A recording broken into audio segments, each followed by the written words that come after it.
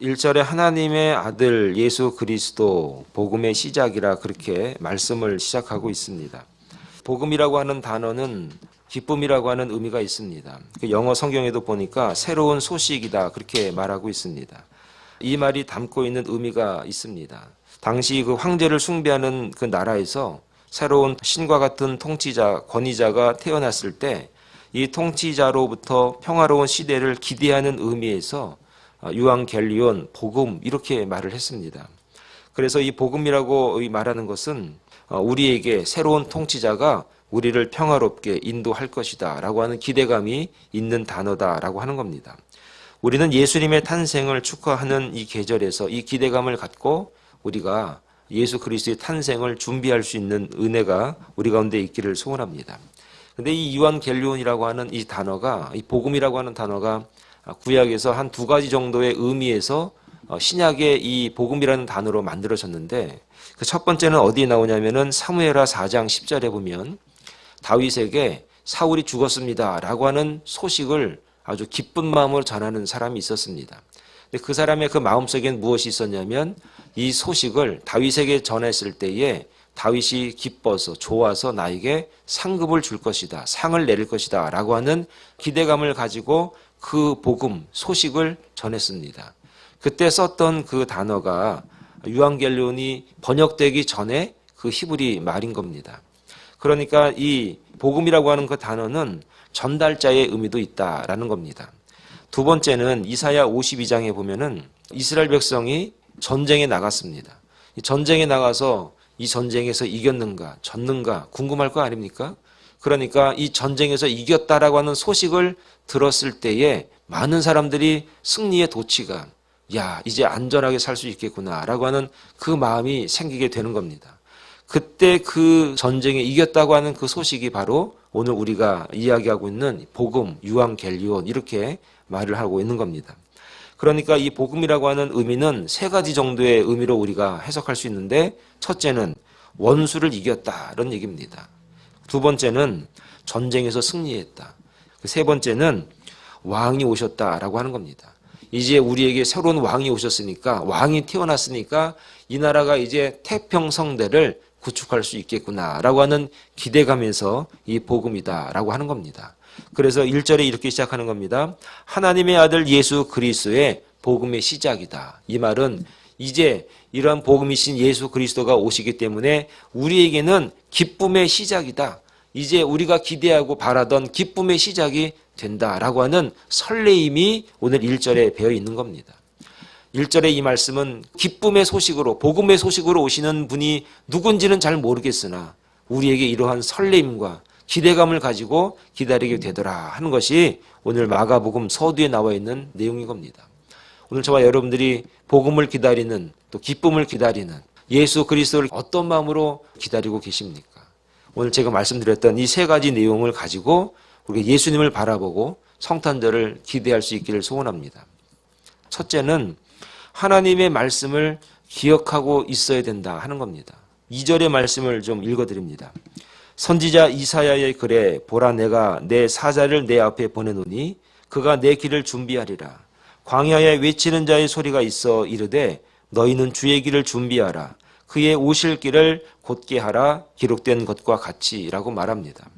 3절 하반절에 기록된 것과 같이, 이 말의 의미가 뭡니까? 이미 기록된 문서가 있다는 얘기입니다. 2절 3절의 내용은 이사야 40장 3절에 나오는 내용이 그대로 번역이 된 겁니다.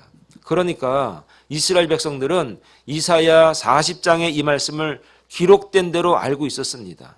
그가 이사야의 글에 보라 내가 내 사자를 내 앞에 보내노니 그가 내 길을 준비하리라. 광야에 외치는 자의 소리가 있어 이르되 너희는 주의 길을 준비하라. 그의 오실 길을 곧게 하라고 하는 그 외침의 소리가 있을 거라고 하는 구약의 말씀, 이사야의 말씀들을 많은 백성들이 알고 있었던 것입니다. 이사야서가 언제 쓰여졌습니까? 마가복음이 쓰여진 그 시점으로 봤을 때 약 800년 전에 쓰여진 글이 바로 이사야 선지자의 글인 겁니다. 800년 동안 메시아를 고대하고 기대한 내용들이 많이 있습니다. 그러나 오늘 본문의 내용을 기점으로 봤을 때 최소한 이스라엘 백성들은 800년 전에 기록된 그 길을 기억하고 알고 기다리고 있었다라고 하는 겁니다. 세대가 변하고 시절이 변하고 그동안에 전쟁도 있었고 무수한 변화의 역사가 있었으나 그들 마음속에 잊혀지지 않은 것이 무엇이냐? 메시아가 그리스도께서 우리를 구원하시기 위해서 복음의 소식을 들고 이 땅에 분명히 올 거라고 하는 기대감이 그들에게 있었다라고 하는 겁니다. 말씀이 있었기 때문에, 그 말씀을 믿었기 때문에, 그 말씀을 가지고 그들이 하나님을 바라봤기 때문에 그들에게 이 외치는 자의 소리가 있을 때에 분명히 때가 왔구나. 분명히 주님이 오실 때가 왔구나. 이 땅에 우리를 구원하시고 전쟁의 승리자, 우리를 다스릴 새로운 왕이 분명히 오실 거라고 하는 그 믿음이 그들에게 있었습니다. 그 믿음은 바로 하나님의 말씀을 기억하고 있었던 사람들로 하여금 기대감을 갖게 하는 겁니다. 말씀을 믿지 못하는 사람, 말씀에 신뢰가 없는 사람, 말씀에 대한 인식이 없는 사람에게는 이런 외치는 자의 소리가 있어봐야 아무런 소용이 없는 겁니다. 오늘 제가 이렇게 말씀을 증거하고 설교를 하지만 설교를 듣는 분들의 마음이 딴 데가 있다면 그냥 소리하고 다를 것이 없는 겁니다. 오늘 세례 요한이 광야에서 이러한 이사야서의 예언의 말씀을 외치고 설교하고 이야기할 때 그 말을 듣고 그 말을 믿었던 백성들의 삶은 정말 가슴이 뿌듯하고 기대감과 성취감과 그리고 매일처럼 메시아를 기다리는 그 뜨거운 열정들이 그들 가운데 있었다라고 하는 겁니다. 중요한 것은 오늘 우리가 하나님의 말씀을 얼마나 가지고 있는가. 신명기 8장에 보면 이제 새로운 시대를 앞에 놔두고 후손들에게 설교하는 장면이 나옵니다. 너희들이 분명히 알아야 할 게 무엇이냐? 역사를 봐라. 우리가 애굽에서부터 나왔을 때에 어떻게 하나님이 인도하셨는가? 이거를 잃어버리면, 이것을 기억하지 못하면 이제 앞으로 남은 세상도 우리에게 희망이 없다. 분명한 것은 하나님이 우리를 사랑하시고 하나님의 말씀과 율법을 따라가는 백성들은 하나님이 구원하시고 인도하셨다. 이것을 꼭 기억하고 이 하나님의 말씀, 약속의 말씀을 꼭 기억하고 새로운 세상을 나아가라 라고 하는 설교의 말씀이 신명기 8장의 말씀입니다. 오늘 저와 여러분들은 이제 12월 연말에 주어질 성탄절 크리스마스를 우리가 기쁜 마음으로 기대하고 있습니다. 그러나 그 마음속에는 하나님의 말씀과 함께 기다리고 준비할 수 있는 저와 여러분 되셔야 한다는 겁니다. 말씀이 나에게 무엇을 말하는가? 말씀이 나에게 역사적으로 무엇을 증거하고 있는가? 올 한 해 하나님께서 주신 말씀을 따라서 나에게 어떻게 인도하시고 어떻게 나를 도우셨는가? 그것을 기억하고 있다면 우리는 미래가 있습니다. 내년도 기대할 수 있고 내년도 분명히 희망차게 준비할 수가 있습니다. 가장 힘들고 어려웠던 시절을 보내고 있었던 유다 백성들에게 이 광야에 외치는 자의 소리는 구약에 나와 있는 예언의 말씀의 성취였던 겁니다. 800년이나 그랬던 그 말씀이 드디어 이루어지는구나. 오늘 저와 여러분들의 이 성경의 말씀들은 하나님께서 우리에게 이루어 주시기 위한 말씀이라는 사실을 깨닫고 믿고 말씀을 늘 기억하고 말씀을 따라 살아갈 수 있는 저와 여러분 되기를 소원합니다. 두 번째, 복음을 기다리는 자들은 회개의 삶들이 그들 가운데 있었다라고 하는 겁니다. 4절부터 5절에 보면 이렇게 말합니다.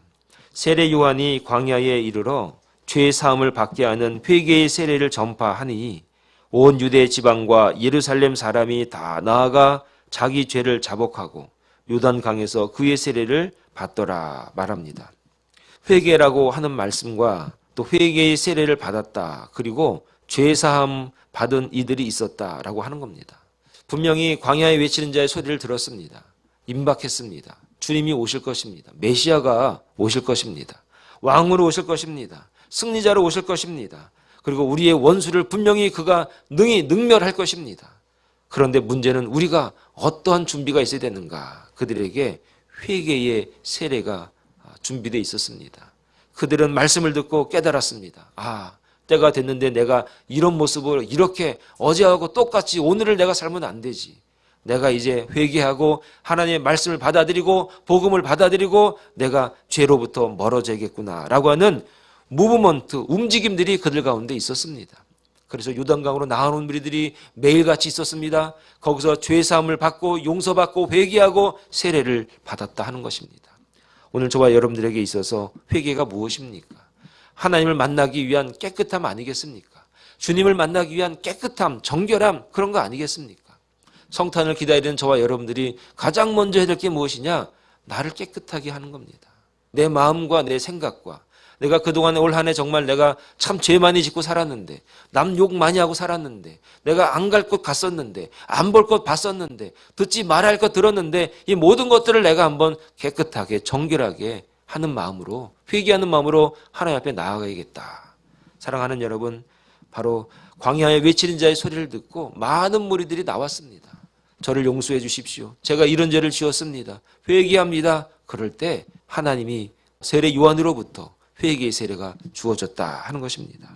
오늘 저와 여러분들에게 있어서 주님을 맞이하는 그 마음, 주의를 기다리는 그 마음, 예배에 참여하는 그 마음은 바로 나의 죄를 돌아보고 회개하는 마음으로 회개의 말씀을 믿고 따라갈 수 있는 저와 여러분 다 될 수 있기를 간절히 축원을 드리겠습니다.